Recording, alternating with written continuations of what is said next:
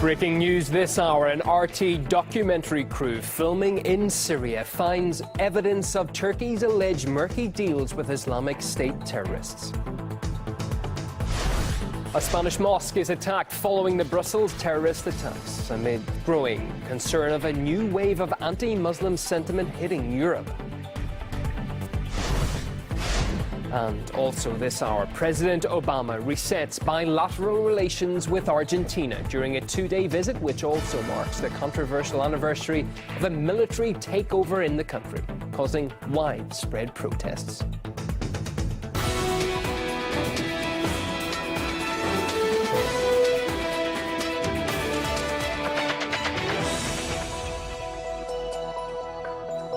Coming live from our International News Centre, welcome to RT. My name's Ewan O'Neill. Good to have your company this hour. We start with breaking news. This hour, RT has obtained exclusive evidence of Turkey's alleged dealings with Islamic State. Our documentary crew was in Syria recently in areas retaken from the jihadi group and spoke with detained members of ISIL. The reporter is shown anonymously for security reasons.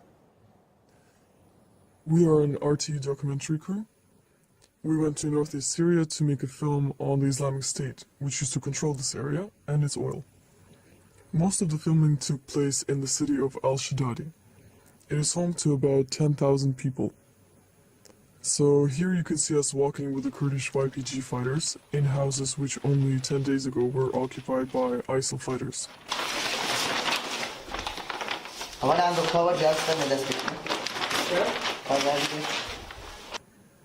They ran away, leaving all their things, including important documents. So precisely in this room we found oil accounting documents. The fighters didn't even realize what these were at first. These papers show how much oil was pumped from certain wells per day, the sale price per barrel, and the total profit. This here is right when we discovered these documents.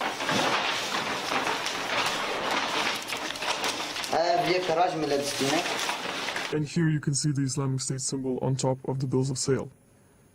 And this one is more detailed. So if we go from right to left, the first column is the name of the driver. The second column is the type of car. The third is how many barrels a person bought, the price per barrel, the total sum, and the number of the bill of sale. So they actually conducted very professional accounting of their oil. The second bill of sale looks like the first one, but here the oil is being sold not by the barrel, but by the ton. And everywhere we can see the seal of the Islamic State. And here's the same document opened up without the bills of sale covering it.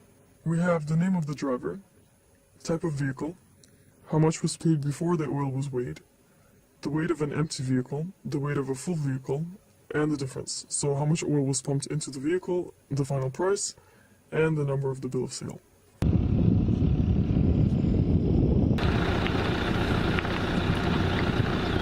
We talked to local residents and Kurdish People Protection Unit's fighters about where the oil could have gone. So the locals were very well placed to know where the oil was heading because they lived under the Islamic State and most of them worked for the ISIL oil industry.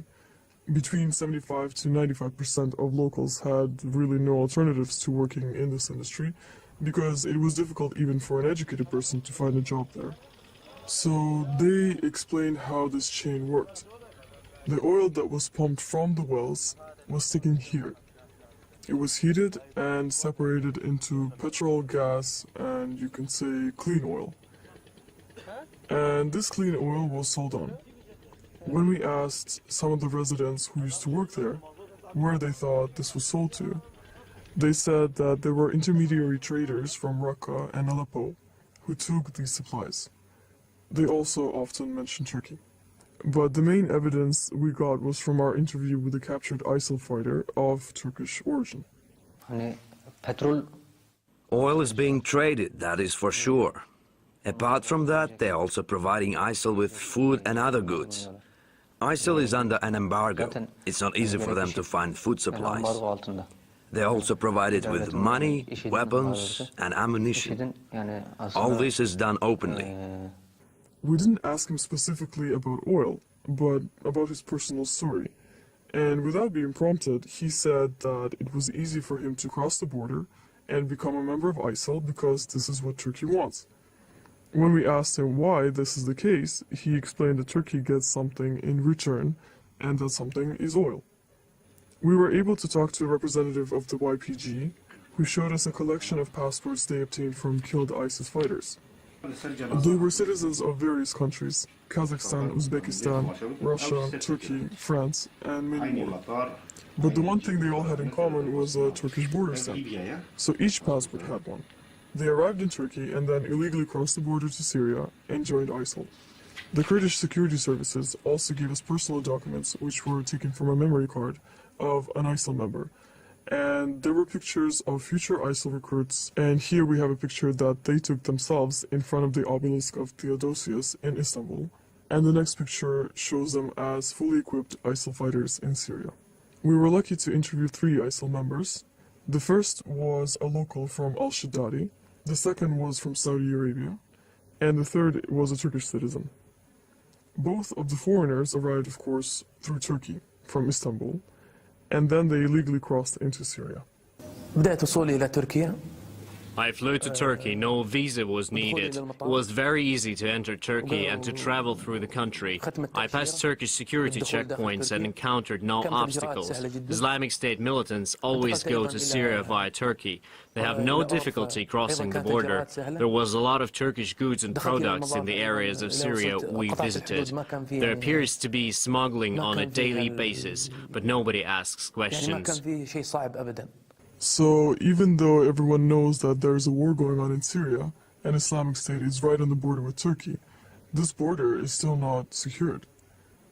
One of the documents that really shocked me personally was a test for prospective teachers, those being trained to teach children in ISIL schools.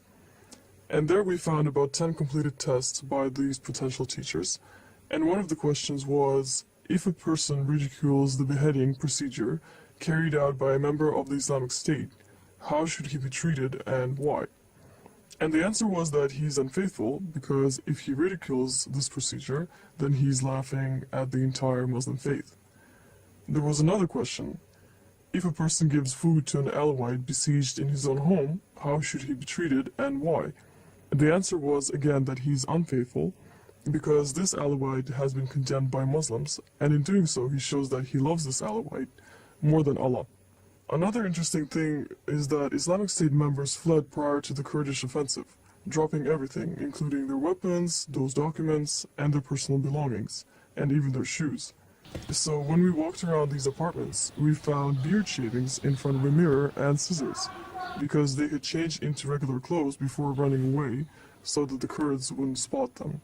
And another curious thing that we found was a book entitled How to Defeat the Assad Criminal Regime. We found the book in an ISIL hospital, and it has been printed in Turkey. A lot of people talk about the connection to Turkey.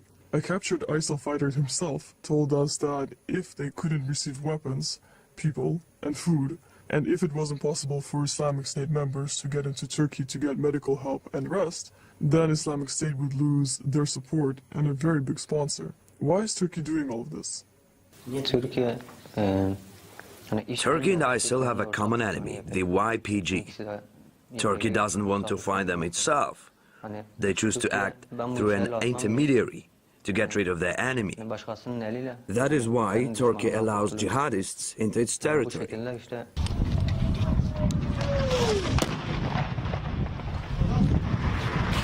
After spending 2.5 weeks in Syrian Kurdistan, I can say that it was very revealing. Soon we will release a documentary about ISIL, its oil, and the connections to Turkey. So stay tuned. Accusations surrounding Turkey's connection with terrorists have been mounting of late, though Ankara has strongly denied them. You can find more details of our cruise documentary in Syria on our website, and we'll keep you up to date with any developments on that throughout the day here live on air.